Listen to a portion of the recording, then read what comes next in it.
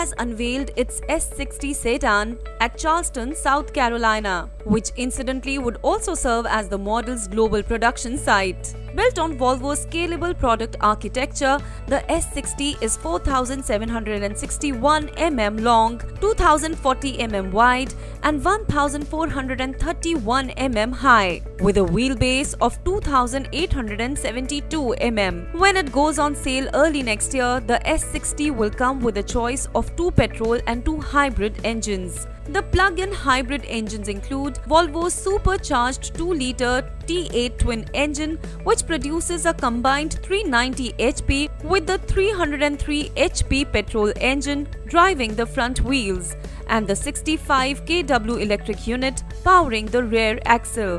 That model offers 640 Nm and can achieve 0 to 100 km per hour in 4.9 seconds on its way to a top speed of 250 km per hour. The S60 would go on sale early next year and is expected to come to India by the end of 2019.